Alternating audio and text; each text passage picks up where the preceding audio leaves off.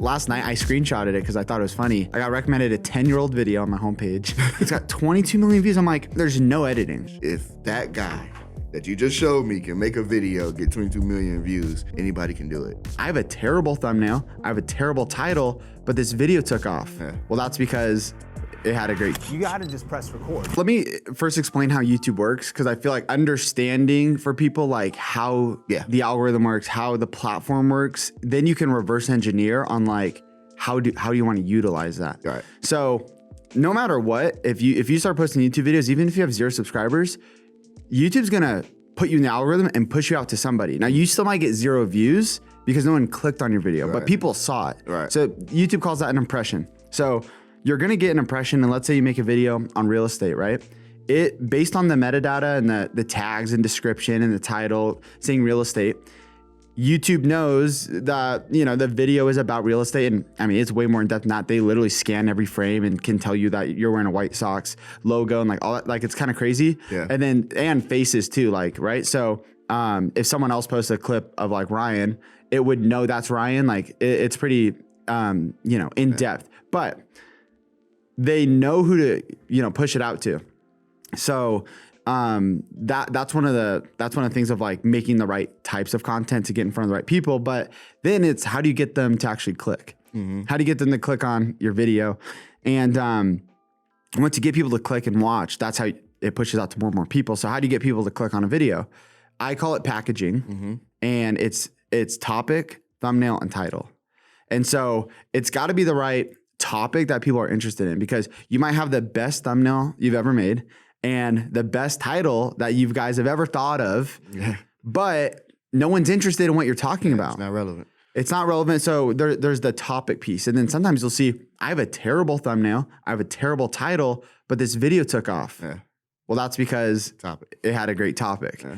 And people are interested. Like, you know, there's gonna be certain things that like this podcast, for example, might be titled something along of like how to grow a YouTube channel, how to get views, how to make money on YouTube. Yeah. Those are kind of like more interesting topics than if we were to talk about something or frame it, package this video, you know, in something that like they're not interested, they're just not going to watch. Mm-hmm. So I think creators can learn as they post. They'll start to see like the data doesn't lie. Right. So people are watching this type of content because they're interested in this. And so the more you can dive into that and lean into that and look at that. But I think you're asking about what numbers to look at. Mm-hmm. One of the things we really like to do to make the algorithm work for us, right, is click-through rate is a big one. And so when YouTube pushes it out, how many people click on that video? All right. So if it depends too, like our search videos have crazy high, like 20-30% click-through rate, which is very high on YouTube. Yeah. Because you type in like best camera for YouTube, we're at the top. Right. And so so I think click-through rate, people underestimate, they just think it's title and thumbnail, and there's way more to it than that. There's brand, like literally, I watch Mr. Beast videos, but like there's way more bigger Mr. Beast fans than me. I'm watching his video because it's Mr. Beast. I literally don't care what he posts. Right. I just want to watch it because I'm interested. Yeah, it's entertaining. And that increases click-through rate by building your brand up. So by constantly giving quality content, people want to watch every single video. And if you can get to that point eventually, like, dude, that's crazy. Yeah. Another part too is like, how good was your last video? Mm-hmm. If someone watches this podcast and they feel like we wasted their time, and then YouTube recommends another video and like, nah, I'm not gonna click on it. Yeah. They're just not gonna click on it. If you're looking to get your first 1,000 subscribers or make your first $1,000 on YouTube, then join our free YouTube challenge that many other small creators have joined and seen tons of success. During this free challenge, Sean is going to share some of the best strategies for growing to your first 1,000 subscribers on YouTube, as well as making your first $1,000. Just go to tube1kchallenge.com or check the link down in the description. With the titles, like you're using like keywords to kind of get people captured, right? Like I noticed for a while it was the versus something, right? Like this versus this, especially when you're reviewing tech, right? And then it was put the year on there. And then it was using words like insane and all these different things that people were testing out because a lot of them were watching what Mr. Beast was doing. Sure. right? But then I was realizing too, like at the end of the day, the video's good or it's not, right? Like at the very end of the day. And it's like you just, you know, and I'm just affirming what you said. Like, if I click through one and you wasted my time and then I get fed it again, but I don't, it's reading that, right? Like, it's paying close attention to that. So I always encourage my students, like, just, if you're early in the game, it's going to suck, right? It's going to be your worst videos you ever made if you're just starting. It's fine. Yeah. But try to make the next one better and continue to get better every single video.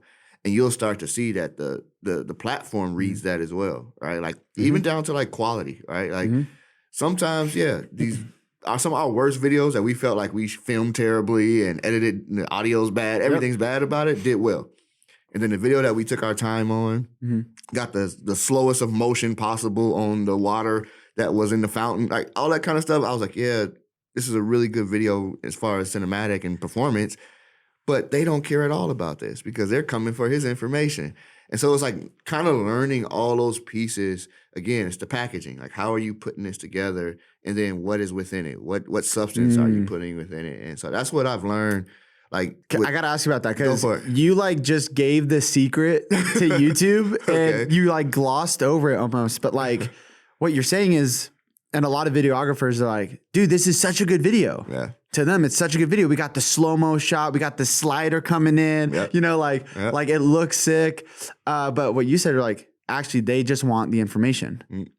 And so like, pause for a second and think about, what do people actually want from you? Because quality is subjective. Right. So is your channel to teach something?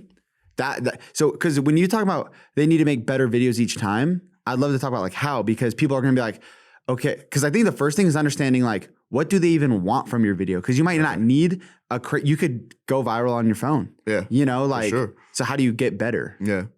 Yeah. To me, getting better at every video means that the individual, whoever your target audience is, right? So that's first. You got to figure out who you're targeting. Audience, But whoever that individual is going to be left with more to apply.